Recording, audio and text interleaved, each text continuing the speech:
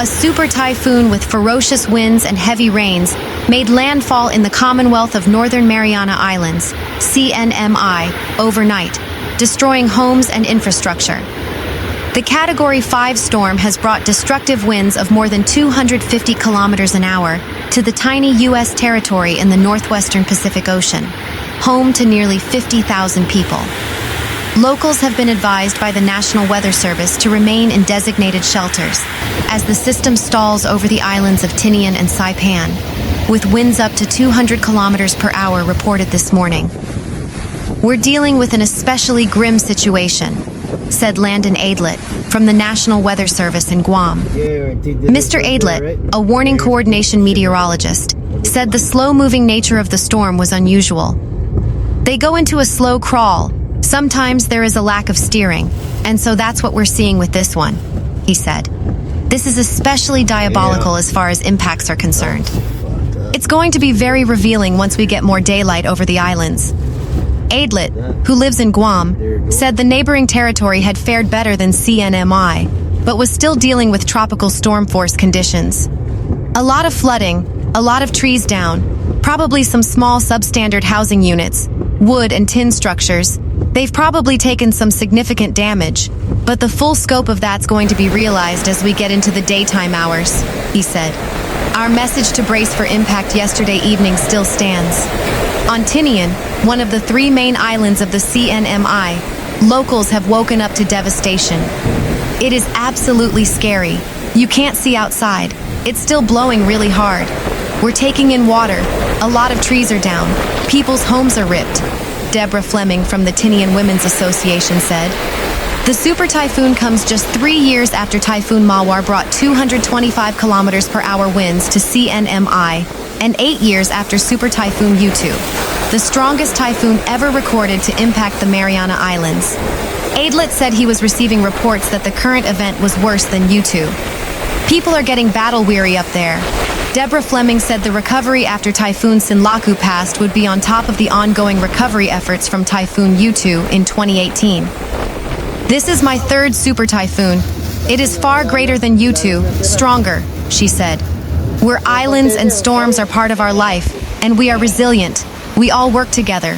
We help each other and rebuild as we can, one day at a time."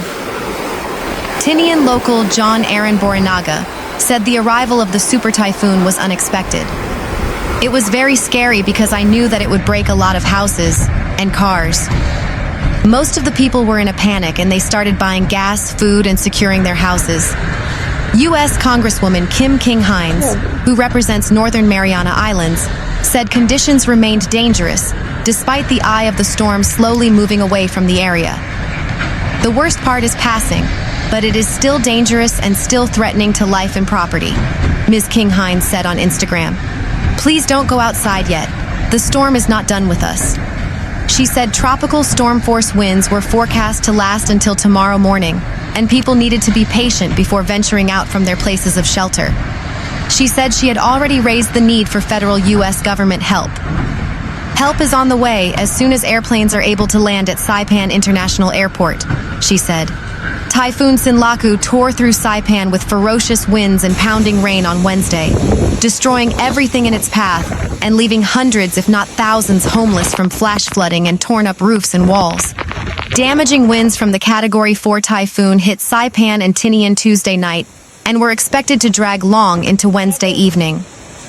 "I have personally experienced Super Typhoon Kim, Pseudolor, and Yutu, but I never recall any typhoon beating down on us for this long," Saipan resident Will Hunter told the Pacific Daily News.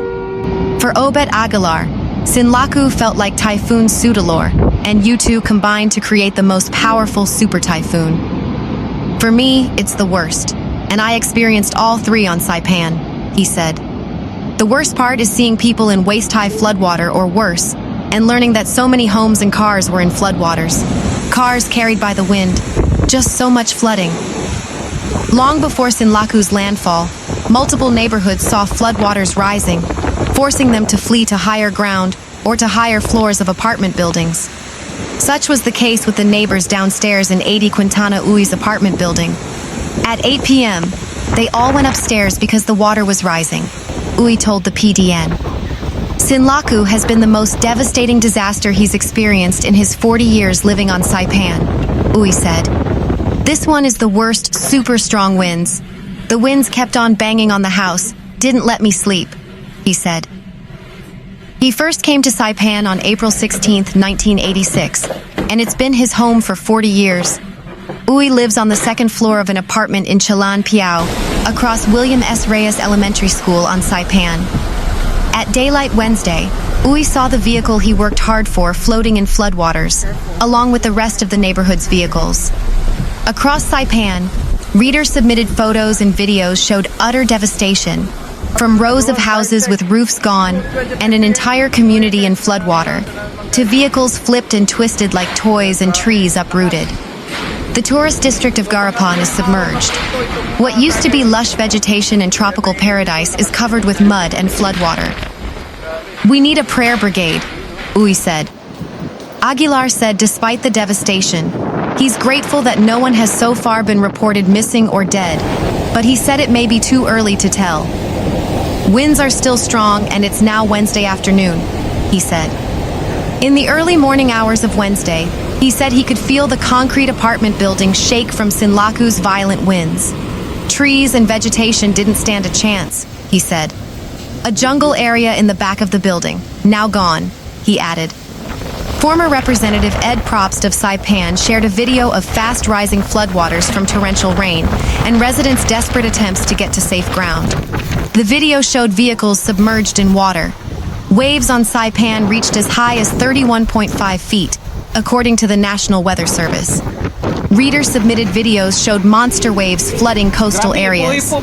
It's only been 8 years since Saipan and Tinian were slammed by Typhoon Yutu, the strongest ever recorded to impact the Marianas. The Saipan resident said it won't be surprising if, after all's been assessed, the devastation from Sinlaku is even greater than Yutu's.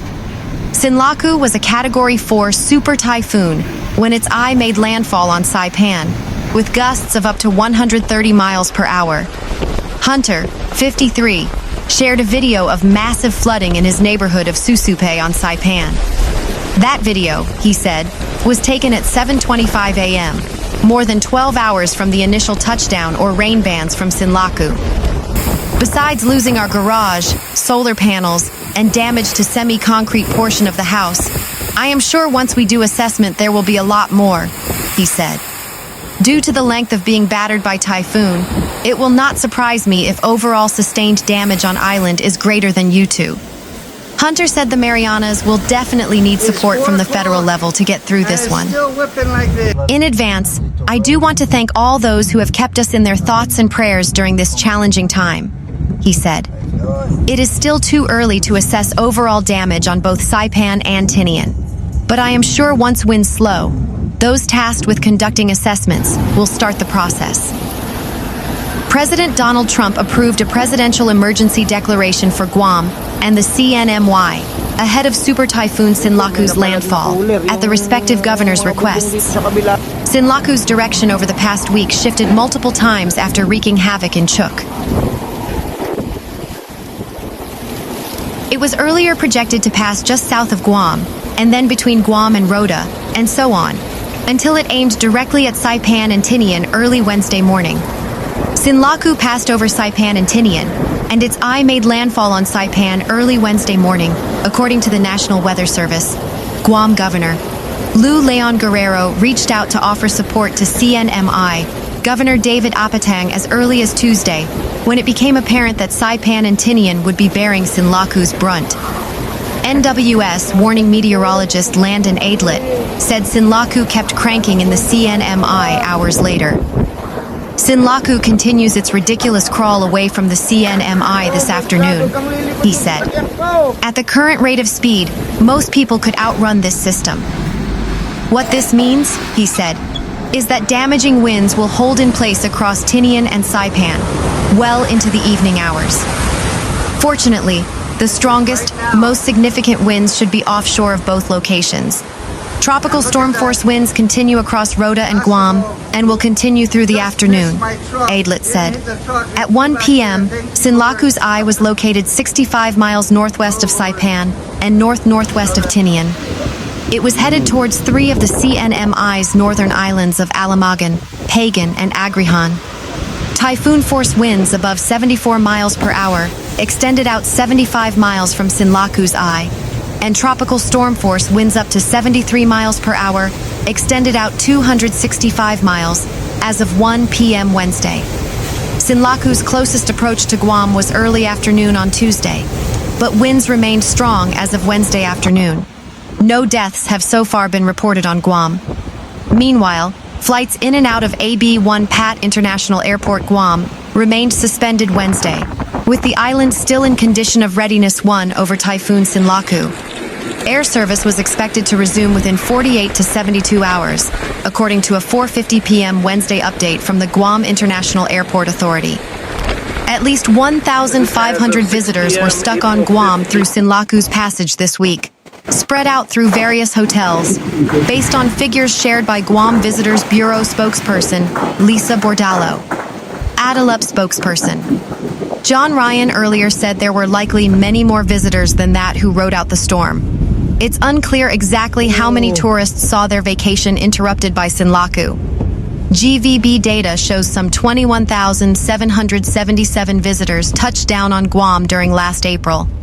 Various airlines canceled flights in and out of Guam that would have taken off or arrived this past Sunday, Monday, or Tuesday, the Pacific Daily News reported. GVB and the Airport Authority remind all hotel and industry partners to provide visitors with updated information. Governor Lou Leon Guerrero on Wednesday afternoon announced Guam would stay in Kuar 1 through Thursday morning, with dangerous winds and seas from Sinlaku persisting. That means no all clear until Thursday morning. Coastal areas and beaches saw widespread flooding. National Weather Service reported seas between 16 and 20 feet for Guam. I urge you to stay home and minimize your risk. We will get another briefing from the Weather Service at 8 a.m. tomorrow and hope to have better news, Leon Guerrero said. Until then, please understand high winds and high seas still pose significant harm. Be safe and take care of each other. Numerous motorists were out on the road, and restaurants and stores were open Wednesday afternoon, even as the island dealt with flooding, debris, and power and water outages. The National Weather Service reported that Guam continued to experience tropical storm-force winds around 39 miles per hour and gusts between 55 and 65 miles per hour, according to a 4 p.m. video address from Aydlett. Tenorio said the island is anticipated to see those high winds and rough seas through Thursday morning. We saw the damage caused by waves crashing to Marine Corps Drive, the access road to the port, in other places with our own eyes, the lieutenant governor said. Nearly 100 Red Cross disaster workers are on the island, ready to provide emergency assistance to those impacted by Super Typhoon Sinlaku on Guam and the CNMI. More help is on the way later this week as the storm passes, Red Cross Guam Chapter Executive Director Ken Quintanilla said. The typhoon made its closest approach to Guam on Tuesday and headed northeast toward Saipan and Tinian, which bore Sinlaku's brunt. According to Quintanilla, volunteers are preparing to provide assessment, food, and relief operations once the all clear is given. Teams had already positioned emergency supplies prior to the storm making landfall, he added. Quintanilla said services are focused on providing food, emotional support, medical assistance to island residents who need them. Supplies such as blankets, cleaning kits, and hygiene items are available. The Red Cross is also finalizing plans to support sheltering, he said. Shelters are open, but could be consolidating in the next couple of days. Quintanilla said the Red Cross remains in close contact with officials in the CNMI as Super Typhoon Sinlaku passes through. The Red Cross is preparing to deploy resources to support sheltering and additional needs, he said. We're here for our communities and stand in support of the people of the Marianas and those impacted by this typhoon, Quintanilla told the Pacific Daily News. The Department of Public Works started clearing roadways as of 11 a.m. Wednesday, and the Guam Police Department reported important roadways blocked, flooded, or without traffic lights, as Typhoon Sinlaku tracked further away from Guam. Governor Lou Leon Guerrero was out on the road, expected to do a damage assessment of Sinlaku later. Guam remained in condition of readiness 1, and residents are still being advised to stay inside and stay out of the water. but some motorists had already ventured out for the day as of Wednesday morning.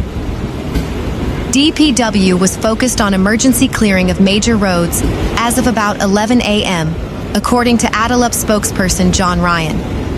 Ryan said the governor and Lieutenant Governor Joshua Tenorio had headed out of the Emergency Operations Center, but a windshield assessment of damage from Sinlaku was not underway just yet. Those will come as major road clearing is accomplished, Ryan said. He said there were no reports of typhoon-related injuries or deaths as of Wednesday morning. Sinlaku was on track to pass just west of the far northern Mariana Islands of Alamagan, Pagan, and Agrihan, NWS stated, before exiting the region. Meanwhile, from gas stations to restaurants and grocery stores, businesses have started to reopen, though some at limited capacity for now, after Guam hunkered down for days because of Super Typhoon Sinlaku. In the village Susupe on Saipan, the wind tore the roof off a commercial building and broke tree branches. A blue sedan lay on its side. Dongmin Lee shot some video of a car sitting on top of two others in his apartment building's parking lot below. The winds also tore off part of his balcony railing. I hope people will take an interest and help. The damage is really huge here, Lee said in a Facebook message. Preliminary reports include a lot of flooding, uprooted trees, and downed power lines, said Jaden Sanchez, spokesperson for the Saipan mayor's office. There were no reports of deaths, he said. The American Red Cross and its partners were sheltering more than 1,000 residents across Guam and the Northern Marianas, agency spokesperson Stephanie Fox said. I'm guessing anything that was made of wood and tin did not survive this, said Glenn Hunter, who grew up on Saipan, the largest of the Northern Mariana Islands as well as its capital, known for its resorts, snorkeling and golf. Hunter, who has weathered numerous typhoons, told the Associated Press this felt like the strongest yet. Rain was seeping into every crevice of his concrete home, and he watched at least 3 tin roofs fly past his yard, he said.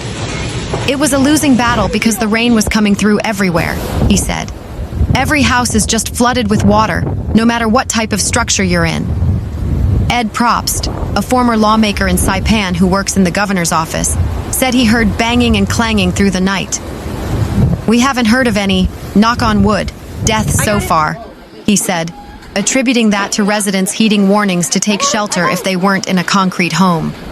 Winds at 75 miles per hour, 121 kilometers per hour, or greater, were expected to continue through Wednesday afternoon as the eye of the storm was moving northwest of Saipan and Tinian, said Ken Kleeschulte, acting Science and Operations Officer for the National Weather Service on Guam.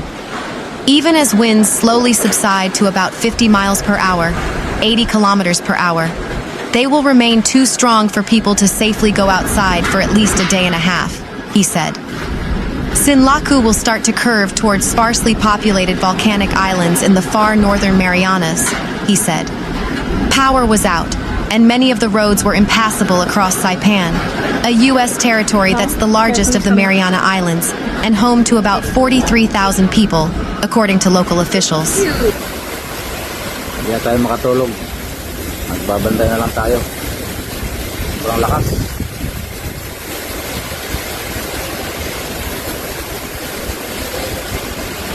Grabe.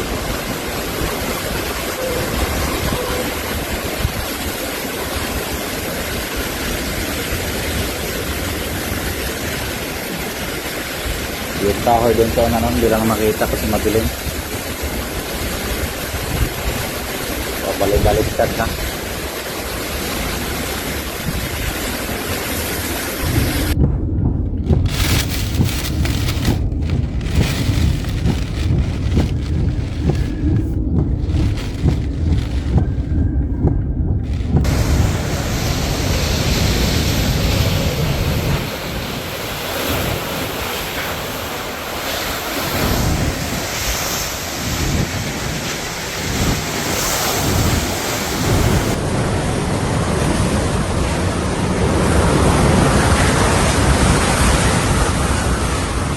Right now. And look at that basketball hoop. Just missed my truck. Didn't hit the truck. It flew back there. Thank you, Lord. Oh Lord.